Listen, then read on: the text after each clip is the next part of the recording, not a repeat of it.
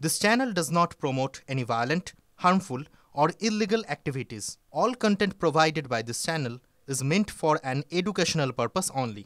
Cancer Healer Center, a new beginning. Siliguri থেকে নজর রাখবো। শিলিগুড়ির নাবালিকাকেও কি ধর্ষণ করে খুন? আমরা সকাল থেকে নজর রাখছিলাম গলায় ফাঁসের দাগ, দেহে আঁচড়ের চিহ্ন, জঙ্গল থেকে নাবালিকার দেহ গাড়িতে করে বাড়ি নিয়ে আসে তার দুই বন্ধু। দেহ নিয়ে আসার আগে ওই দুই বন্ধু মদ্যপানের আসরে ছিল বলে পুলিশ সূত্রে দাবি। দুই বন্ধুর মধ্যে একজন নাবালিকার প্রেমিক বলে জানিয়েছে পরিবার। সম্প্রতি কিশোরীর সঙ্গে তার ঘনিষ্ঠ বন্ধু দূরত্ব তৈরি করেছিল বলে পরিবার সূত্রে খবর। সম্পর্কে টানা পড়ে নেই কি খুন নাবালিকা? খুনের পিছনে কারা, উঠছে প্রশ্ন।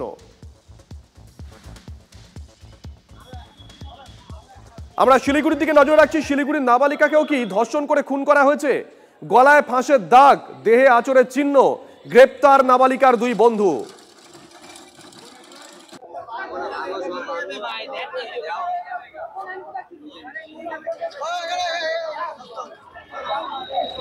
যে খবর আমরা পাচ্ছি, জঙ্গল থেকে নাবালিকার দেহ গাড়িতে করে বাড়ি নিয়ে আসে তার দুই বন্ধু।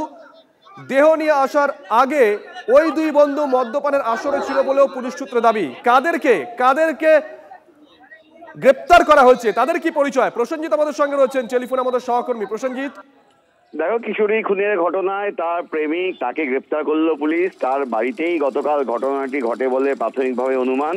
ওই বাড়িতে কালকে মদ্যপানের আসর বসেছিল, সেখানে ওই কিশোরীকেও ডাকা হয়েছিল, কিশোরীও সেখানে ছিল। এরপরেই তাদের মধ্যে বচসা বাঁধে। এই ঘটনায় মোট দুজন গ্রেপ্তার হয়েছে। আজ জলপাইগুড়ি আদালতে পাঠিয়ে তাদেরকে পুলিশ রিমান্ডে নেওয়া হচ্ছে। যে ঘরে মদ্যপানের আসর বসেছিল সেই ঘরটি পুলিশ ইতিমধ্যেই সিল করেছে।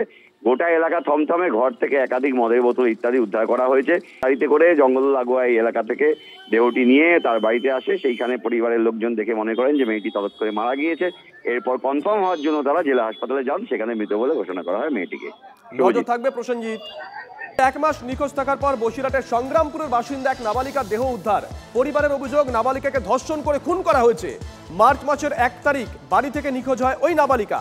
পরিবারের তরফে বসিরহাট থানায় নিখোঁজ অভিযোগ করা হয়। পরিবার ও পুলিশ তরফে বিভিন্ন জায়গায় খোঁজাখুঁজি করা হয়, সিসিটিভি ক্যামেরার ফুটেজ খতিয়ে দেখা হয়, তারপরেও সন্ধান মেলেনি ওই নাবালিকার। সোমবার বাজিতপুর এলাকায় ইছামতির চরে নাবালিকার দেহ উদ্ধার করে পুলিশ। নাবালিকার জামা কাপড় দেখে শনাক্ত করে পরিবার। দেহ পাঠানো হয় ময়নাতদন্তের জন্য। পরিবার অভিযোগ করছে, নাবালিকাকে তুলে নিয়ে গিয়ে ধর্ষণ করা হয় এবং তারপর দেহ লোপাটের জন্য নদীর চরে পুঁতে ফেলার চেষ্টা করা হয়। দোষীদের গ্রেপ্তার ও কঠোরতম শাস্তির দাবি করেছে নাবালিকার পরিবার। 1 মাস পরে যখন তার বডি পাচ্ছি এবং তার বডির অবশিষ্ট অংশ এখনও বাকি রয়েছে, জামার অংশগুলো এখনও অক্ষত অবস্থায় আছে। আমি পিতা হিসাবে আমার মনে হচ্ছে ওকে কেউ গুম করে আটকে রেখেছিল এবং তার উপরে নির্যাতন চালিয়ে অত্যাচার করে 1 সপ্তাহ কি 10 দিন আগে ওর বডিটাকে লোপাট করার জন্য বাজিতপুর চরে ওখানে ফেলে রাখা হয়েছে কিংবা ওকে পুঁতে ফেলা হয়েছিল। এই মুহূর্তে আপনাদেরকে একটা ছবি দেখাবো, শিয়ালদার ছবি। শিয়ালদার জিআরএম অফিসে বিক্ষোভ দেখাচ্ছেন অস্থায়ী কর্মীরা। বেতনের দাবিতে এই বিক্ষোভ। ছবিটা একবার দেখুন। ধুন্ধুমার পরিস্থিতি। সায়ন্ত আমাদের সঙ্গে রয়েছেন টেলিফোনে, আমাদের সহকর্মী। সায়ন্ত, ঠিক কি হয়েছে?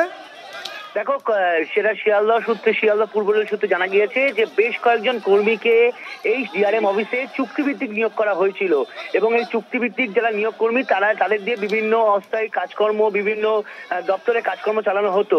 সেই কর্মীদের আজকে অভিযোগ যে দীর্ঘদিন ধরে বা কয়েক মাস হয়ে গেল তারা বেতন পাচ্ছেন না এবং বেতনের দাবিতে এবং তারা যেভাবে কাজ করছেন তার যথেষ্ট সম্মান তারা পাচ্ছেন না। এই দাবি নিয়ে তারা যখন ডিআরএম এবং ঊর্ধ্বতন আধিকারিককে জানাতে যায় তখন তাদেরকে ছাঁটাই করে দেওয়া হয়। আর এই ছাঁটাই করার প্রতিবাদেই আজকে তারা শিয়ালদহ ডিআরএম অফিসের সামনে তারা তুমুল বিক্ষোভ দেখাতে থাকে এবং বিক্ষোভ চলাকালীন যারা আরপিএফ রয়েছে, যারা ডিআরএম অফিসে কর্মরত, তারা ধাক্কাধাক্কি করে, তাদেরকে ওই ডিআরএম অফিস থেকে বের করে দেয়। এই পরিস্থিতি ঘিরে রীতিমতো ধুন্ধুমার পরিস্থিতি তৈরি হয়। আরপিএফ এর তরফে লাঠিচার্জ করা হয়েছে বলে অভিযোগ যারা বিক্ষোভকারী। যদিও আরপিএফ অভিযোগ অস্বীকার করেছে। ডিআরএম অফিস যেহেতু গুরুত্বপূর্ণ এলাকা, তাই সেখানে কোন রকম জমায়েত করা যায় না, এমনই দাবি করছে আরপিএফ এর তরফে। নজর থাকবে শান্ত। আমরা ডেপুটেশন আমরা মিনিমাম ওয়াজ পাচ্ছি না, তার জন্য রেলের কাছে আমরা ডেপুটেশন জমা দিতে আসছি। কোম্পানির লোক পাঠিয়ে আমাদেরকে এইভাবে মারছে। কোম্পানির লোক পাঠিয়েছে। আমরা রেলের কাছে এত বছর 15 বছর ধরে কাজ করছি, রেলের কাছে আমরা ডেপুটেশন জমা দিতে যাতে আমরা মিনিমাম ওয়েজটা আমরা পাই, ন্যূনতম বেতন পাই। এর চেয়ে আমাদের কোনো দাবি দাবা নাই, সেটা আমরা পাচ্ছি না। মিনিমাম রোজটা আমরা পাচ্ছি না। মিনিমাম রোজের জন্য আমরা এসেছি, আমাদের মিনিমাম রোজের জন্য আমরা এসেছি, আমাদের মিনিমাম রোজ দেওয়া হচ্ছে না।